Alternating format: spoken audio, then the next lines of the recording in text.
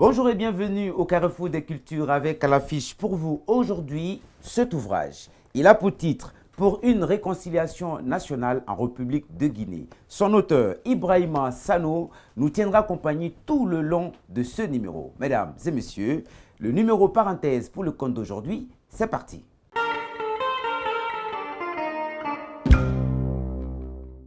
Pour une réconciliation nationale en République de Guinée, Ibrahima Sano. À travers cet essai, l'auteur analyse l'histoire de la Guinée. Il en déduit que celle-là est tronquée et qu'elle doit être réécrite. En articulant les sciences, il tente de comprendre ce passé non assumé, déformé à dessein. S'inspirant des théories sur la justice transitionnelle, faisant le benchmarking des meilleures commissions de réconciliation à travers le monde, il propose une méthode innovante de réconciliation pour la Guinée. Né en 1989, Ibrahima Sano est diplômé de l'École nationale de commerce et de gestion de Settat, Royaume du Maroc. Partisan de la pensée complexe, il aime articuler connaissances pour cerner les problèmes et les résoudre. Il est de ceux qui croient que les idées sont plus fortes que les forces musculaires et que les forces de proposition sont plus honorables que l'inertie et le chaos. L'ouvrage est publié chez les éditions SAEC.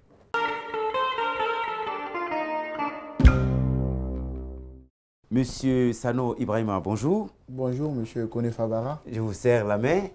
Alors, merci d'avoir accepté notre invitation pour ce numéro. C'est moi qui vous remercie. Bien, alors, donc, pour une réconciliation nationale en République de Guinée, c'est le titre de votre ouvrage. Je précise que l'ouvrage a été publié chez SAEC Éditions. Si je ne me trompe pas, c'est bien la maison d'édition du doyen, le professeur Djibril Tamsir Niane. Bien sûr. Et d'ailleurs, pour commencer, votre ouvrage pour une réconciliation nationale en République de Guinée a été non seulement publié chez les éditions SAEC, donc avec le professeur Djibril Tamsir Niane, et que c'est d'ailleurs c'est aussi le professeur Djibril Tamsir Niane qui a préfacé l'ouvrage. Oui, bien évidemment. Alors, donc, on commence là tout de suite et je vais donner l'occasion à notre téléspectateur de lire un petit extrait, mais très rapidement, de la préface du professeur Djibril Tamsir Niane. Et encore une fois, je souligne que c'est l'ouvrage pour une réconciliation nationale en République de Guinée de Ibrahima Sano. On assiste depuis quelque temps, et il faut s'en réjouir, à une approche plus poussée de la question de réconciliation nationale en Guinée. On sait enfin que de simples déclamations ne guérissent pas le mal dont souffre le pays. Il s'agit bien d'un problème de fond. Oui, d'un problème de fond qui oppose à la fois les hommes, les ethnies et les partis politiques. Dès la chute de la Première République, le problème de la réconciliation nationale a été posé après le coup d'État qui a mis fin à la révolution. On entendit alors les enfants des victimes du camp Boiro et autres prisonniers, on entendit alors les enfants des victimes du camp Boiro et autres prisons crier dans les rues de Conakry. Plus jamais ça. Ils manifestaient, brandissaient les photos de leurs parents morts en prison. Le problème était ainsi posé à la face des Guinéens, à la face de l'opinion internationale. La Deuxième République, en fin de compte, n'a pas su marcher vers cette réconciliation. Je m'arrête là, c'était un tout petit extrait. Ça nous donne un peu l'idée, d'une manière générale, de votre ouvrage. Alors, la première question tout de suite que j'ai envie de vous poser, et puis on va commencer avec ça, c'est que déjà, la réconciliation nationale fait l'objet, évidemment, de beaucoup de débats. Et on découvre dans votre ouvrage qu'effectivement, même au niveau de la définition du concept, il n'y a pas d'unanimité. Mais avant même d'en arriver à la définition du concept, j'ai envie de dire, en Guinée, la question même de la réconciliation en Guinée suscite beaucoup de débats. Notamment, il y a des voix qui pensent qu'il n'y a pas besoin de réconciliation parce que le pays n'aurait pas été en guerre et qu'il n'y a pas besoin. Sur cette question déjà, avant qu'on en arrive là, on suppose que vous pensez qu'il y a besoin parce que vous avez écrit là-dessus. Bon, et par rapport à cette question, elle fait beaucoup de boutades et d'envolées oratoires. Tantôt, on entend les uns dire la Guinée n'a pas connu de pogroms, ni de génocides, ni de guerres. Donc, pour eux, la réconciliation est un débat faux. Pour certains d'autres, on pense que la Guinée n'a pas connu ces maux et travers, mais la réconciliation est un débat de fond. Comment expliquer qu'un pays qui n'a pas connu une guerre civile qui n'a pas connu autant de pogroms, ni de génocides, ni même d'épuration ethnique, ne puisse pas avoir une histoire écrite et consensuelle. C'est-à-dire que l'histoire de la Guinée avant l'indépendance est enseignée. Mais l'histoire de la Guinée indépendante du 2 octobre 1958 à aujourd'hui ne fait l'objet d'aucun consensus et d'aucune unanimité. Pour preuve, on ne l'enseigne pas. Comment est-ce qu'il faut le comprendre? On vous dira oui, c'est parce que l'histoire elle est douloureuse. Mais est-ce autant qu'elle soit douloureuse qu'il faille tourner la page? Nous pensons que oui. Non. Et donc c'est pour ça que nous pensons qu'il faut que les Guinéens arrivent à se mettre d'accord sur cette histoire. Donner un sens donc à l'histoire. Donner le sens à l'histoire, c'est en parler. C'est de parler des faits, c'est parler des crimes, c'est parler des biens, c'est parler encore de quelques travers et de quelques échecs que nous avons connus. Et pour ça, c'est donc parler donc de réconciliation. Pour que ceux qui ont des visions opposées puissent donc avoir une histoire consensuelle. Et donc c'est ça, en quelque sorte, ce qui nous motive à dire qu'il faille avoir une réconciliation. Il faille donc avoir une réconciliation. Ça, c'est Ibrahima Sano, l'auteur de cet ouvrage, hein, donc qui fait l'objet de notre numéro parenthèse d'aujourd'hui, pour une réconciliation nationale en République de Guinée. Donc, c'est le titre de l'ouvrage pour ceux qui viennent seulement de se joindre à nous. Alors, Monsieur Sano, et toujours autour de la question, on a compris votre motivation et les raisons qui fondent votre démarche pour aller vers la réconciliation nationale. Alors, du coup, il faut aussi souligner que parler, et on va le découvrir dans votre ouvrage parce qu'on l'a lu, il faut souligner que la question que vous abordez vous amène à porter une grosse responsabilité parce qu'elle fait appel, donc, la question de la réconciliation à l'histoire. Cette histoire, justement, de la mémoire qui, d'une manière générale, est conflictuelle aussi. Les points de vue ne sont pas forcément les mêmes, donc des prises de position par rapport à ça, et notamment la Première République, donc la Révolution. Vous commencez d'ailleurs votre ouvrage, bien que ce soit titré pour une réconciliation nationale, vous commencez par la période de la Première République. Et puis, j'avoue que les propos sont souvent très tranchés. Hein, on voudrait comprendre. Le livre porte sur la réconciliation nationale et vous commencez par ouvrir l'ouvrage sur, je dirais pas un pamphlet sur la Première République, mais voilà, vous y attaquez, oui. Bon, et si vous comprenez un peu, la question elle est mémorielle. Et donc on ne peut pas parler aujourd'hui de réconciliation sans parler du passé. Ce passé, il est quelque peu douloureux, donc ça nous amène à prendre quelques positions. Peut-être quelques-uns tranchés, mais bon, je crois qu'en ce qui me concerne, elles ne le sont pas, et vous comprendrez pourquoi. Et donc, si vous lisez bien, vous l'avez d'ailleurs fait, j'ai remonté un peu à l'histoire même avant l'indépendance. Pour dire qu'avant l'indépendance, nous avions des associations communautaires, à commencer par l'Union de Manding, l'Amicale Gilbert Vieillard et les autres unions de la Basse-Côte et l'Union forestière. Vous expliquez même un peu comment, au fur et à mesure, ces unions communautaires ont été créées. La première qui a été créée, c'est donc, vous indiquez dans l'ouvrage, c'est bien l'Union Manding. Et puis, viendra après l'Amicale Gilbert, qui est un peu rattachée à la moyenne Guinée. Parce que ça, il faut le souligner. Et puis ensuite, les autres aussi paraîtront jusqu'à l'Union de la forêt, enfin, des ressortissants de la forêt. Donc, si vous voyez, c'est par rapport à ces choses, il y a eu des ratés quelque part. Bon, au début, les acteurs n'avaient pas cette volonté d'hégémonie ethnique, il n'y avait pas ce problème. Mais au fur et à mesure, les problèmes se déplacent.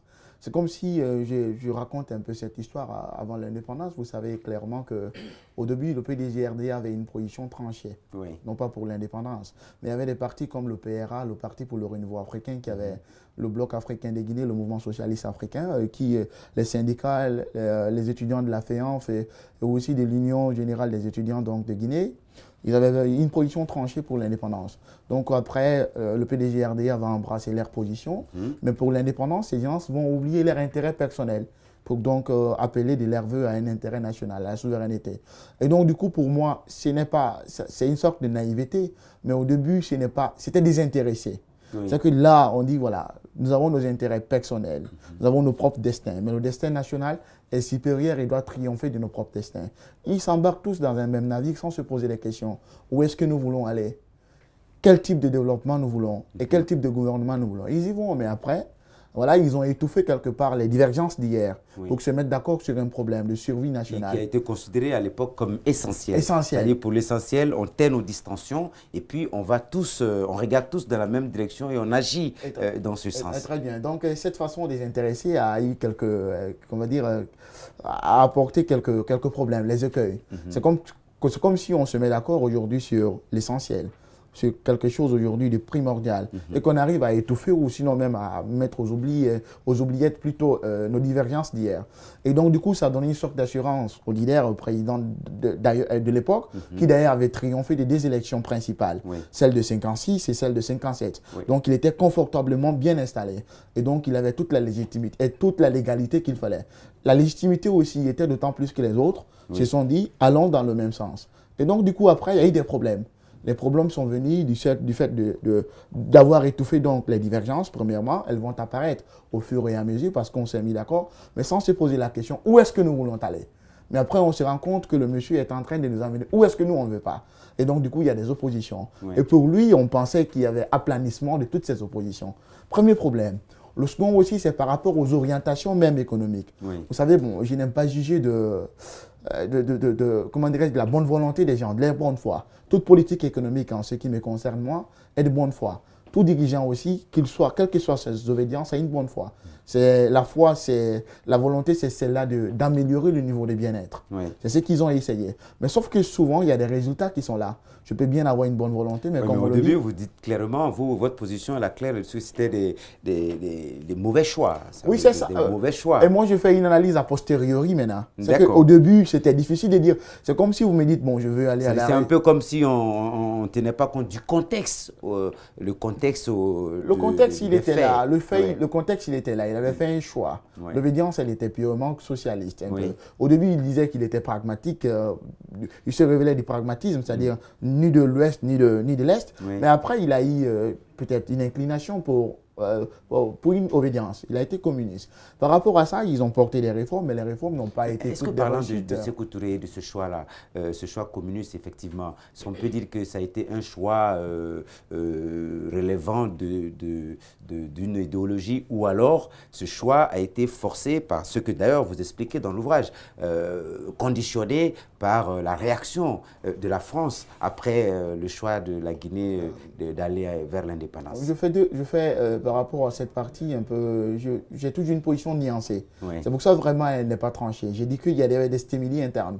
Les stimuli internes, c'est par exemple les orientations. J'ai ce que je veux. Mais après, il y a des stimuli externes qu'il ne faille pas oublier. Nous étions dans un contexte de guerre froide. Et quelque part aussi, ces orientations ont pu conduire aussi quelques-uns à une sorte d'inimité. Et ces inimitiés, elles étaient vives, elles étaient réelles. Il fallait en tenir compte. Je donne même l'illustration que Modibo avait été renversé, Kwame Nkrumah a été renversé, et toute cette kyrielle de putsch que le Ghana a connu, avec tout le désagrégement du niveau des bien-être. Modibo aussi a connu pareil, la Guinée a connu une agression en 70, mais par rapport au complot, comme je le dis dans l'ouvrage, je ne m'associe pas à ce débat. Je ne m'associe pas parce que je ne pense pas avoir la vérité. J'arrive même à citer cette citation de cette section de Sartre qui dit que pour juger, il faut comprendre, et quand on a compris, on n'a pas envie de juger. C'est pas simple, hein? Je disais que la thématique, elle est à la fois délicate, mais nécessaire, et j'en conviens, en tant que lecteur, on est d'accord avec ça, même si ça nous fait peur, même si, pour aborder ces questions, on peut amener à se poser plusieurs questions. Mais à un moment donné, c'est bien normal qu'il faut qu'on fasse, qu'on aille à l'évidence, j'ai envie de dire.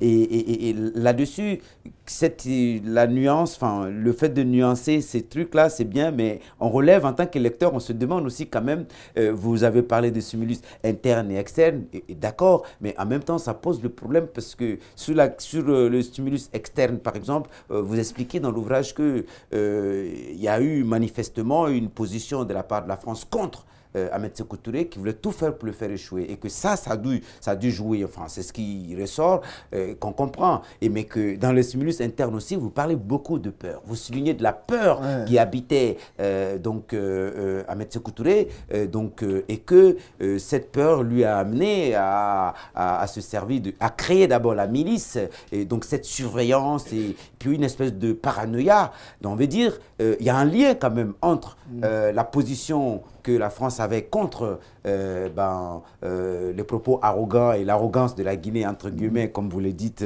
dans l'ouvrage, si on peut le dire comme ça. Est-ce il n'y a pas un lien, mais vraiment étroit, pour ne pas dire direct, entre cette position qui aurait conditionné ce que Sékou a fait, ce qui du coup peut nous amener pas à contester votre position sur le stimulus interne pour dire c'est la peur, mais cette peur a été créée par quelque chose. Donc du coup, ce n'est pas Sékou directement alors. Je suis en train de dire que la compréhension du personnage de Sékou Touré est difficile un peu. Le doyen Babacar a bien tenté, il dit le retirant, après il n'a pas pu trancher net. C'est-à-dire que c'est difficile un peu. Et moi j'essaie un peu de comprendre qu'est-ce qui est arrivé. Et pour ça, je parle donc d'un ensemble de scénarios ou sinon d'hypothèses ou même de postulats. Je parle un peu des émotions. Parlant d'émotions, je fais appel à ce que j'appelle un peu l'intelligence émotionnelle. C'est une discipline un peu de la psychologie, de la psychanalyse, un peu une discipline très nouvelle qui un peu permet de comprendre les comportements humains et leurs interactions et sinon même leurs conséquences. Et lorsque je dis par exemple les émotions, comme vous voyez, c'est le contraire en fait de la raison. Par oxymoron, on pense que l'émotion, c'est toute chose qui n'est pas lucide, tout ce qui n'est pas rationnel. Mais sauf que les sciences ont montré que l'être humain a deux hémisphères au niveau de son cerveau. L'irrationnel, limbique, le reptilien rationnel et le limbique aussi émotionnel. Mais sauf que souvent, lorsque je parle des émotions, il y a des émotions positives, il y a des émotions aussi négatives. Lorsque je dis par exemple la joie, l'amour, c'est des émotions positives. Lorsque je dis par exemple la peur, tout ce qui est la peur et tout ce qui est la colère, ce sont des émotions. Mais pour comprendre un peu les émotions, il faut un peu voir le processus donc, de création. Comment est-ce que les émotions ont lieu. Lorsqu'on prend le personnage de Sékou Touré pour revenir à lui, on sent qu'au moment où il prenait l'indépendance, au début, il y avait quelque sorte, comment on va dire, une sorte de réticence un peu. Lorsqu'on voit son niveau intellectuel comparé au niveau des autres, quelque part, c'est un peu difficile. Et pour ça même, j'ai donné l'illustration en revenant à l'ouvrage d'un homme politique d'alors qui est devenu président, Alpha Condé, qui cite dans la Guinée-Albanie d'Afrique, une néocolonie américaine, qui cite, il dit que quelque part, que Sékou Touré au début, il avait une sorte de complexe. Le complexe, c'est pas le fait qu'il n'était pas un universitaire, donc par rapport aux autres qui étaient ses concurrents. Et donc, c'est challengé direct. Par rapport à ça, c'est que l'émotion, c'est que la peur, c'est comment? C'est comme si là, nous sommes en face dans une émission et que je sente par exemple que certaines questions pourraient me gêner ou que je n'ai pas les réponses ou que je me sens par exemple complexé par rapport à certaines choses vis-à-vis de vous. Ça me conduit un peu à une réaction. La réaction un peu dépend de la projection que je me fais dans l'avenir. Comment est-ce que vont être les questions prochaines? Comment est-ce qu'elles seront? Est-ce que je ne vais pas, par exemple, m'humilier? Au fur et à mesure que je n'arrive pas à répondre à ces attentes, à cette projection... Cette angoisse vous envahit. Elle m'envahit, donc elle me pousse un peu à essayer à canaliser mon émotion. Sinon, au lieu de l'identifier, de la comprendre, et même essayer donc de la domestiquer, j'essaie donc de me protéger en quelque sorte. Et c'est une citation. Lorsque Sékou Touré, en tant que président, dit par exemple qu'ils sont au courant de tout, et que tout ce qui se passe, ils savent bien, et que cela étonne bien les gens.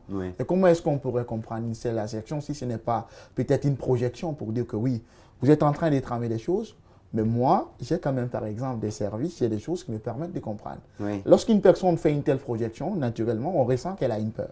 Ça peut être une mesure de dissuasion aussi. Oui, c'est parce qu'elle a peur qu'on va dissuader. C'est parce que je ressens quelque chose que je vais vous dissuader. Mais ça, ce n'est pas propre à Sékou, c'est tout ce qui dirige d'une manière générale. Enfin, je suppose. Mais sauf que si ces dissuasions deviennent donc des généralisations globales, quelque part là. Il avait aussi sur le dos la grande France et le grand général. Oui, c'est vrai, c'est comme le dirait Edgar Morin. Il dit que qu'il faut se méfier donc il faut se méfier donc de la confiance et encore ne pas se confier à sa méfiance. Il faut se méfier à la méfiance lorsque cela devient soupçon généralisé. C'est cité dans l'ouvrage. Lorsque la méfiance devient soupçon généralisé, elle devient dangereuse. C'est-à-dire que tout le monde, je me méfie de tout le monde, c'est dangereux au moins. Et donc quelque part, il y avait cette projection. Qu'est-ce qui peut advenir demain? Qu'est-ce qui peut arriver? Il y avait la peur. Mais quelque part, je ne suis pas en train de dire que cette peur était seulement innée en lui. Le contexte peut l'expliquer. Le contexte a pu l'exacerber. Mais la peur, elle était là en quelque sorte. En quelque sorte. Qu'en est-il de son intensité? Je ne puis pas déduire. Oui. Mais sauf que là, par rapport donc à ça, vous avez vu, il a essayé de mettre en place l'entourage. L'entourage. C'est une façon de se protéger. Parce qu'au moins, lorsqu'on a les siens, voilà, qui nous entourent un peu, voilà, c'est rassurant. C'est rassurant plus ou moins. Mais ça, cela n'est pas sans conséquence au moins. Parce que lorsqu'ils font des dérapages, et vous, on vous les porte. Parce que vous êtes le dirigeant. Ça vous incombe. Et il y a aussi la milice. Et cette milice aussi a eu en quelque sorte, peut-être c'est ce que va prouver lorsqu'on va avoir les conférences nationales. Cette milice aussi a pu avoir quelques actions très néfastes et très dangereux. Un rôle très dangereux. Donc, même quoi qu'il en arrive, c'est quelque part par rapport à lui. Mais ceux qui sont, par exemple, je parle par exemple des épigones, de ceux qui l'entouraient. Lorsqu'on regarde un peu ceux qui l'entouraient, le choix de ces gens-là peut aussi expliquer en quelque sorte son échec par rapport au contrôle de ses émotions. Parce que quelque part, lorsque le dirigeant a des gens qui l'entourent, donc les épigones, on appelle ça en anglais followership, les épigones, il y a une relation qui les relie. La relation, c'est au sujet de l'information. Parce que le dirigeant, à chaque fois, il doit se décider. Mais pour se décider, il a besoin d'un ensemble de données. Et pour les avoir, donc, il doit recourir à ces épigones-là qui les recueillent. Oui. Mais si ces gens qui doivent recueillir les informations n'ont pas le caractère qu'il faut, et si ces gens-là n'ont pas la bonne intention, croyez-vous que vous conviendrez avec moi qu'ils vont faire parvenir aux décideurs des informations erronées. Et en prenant les décisions sur la base d'informations non bonnes, et vous voyez les conséquences que cela peut faire.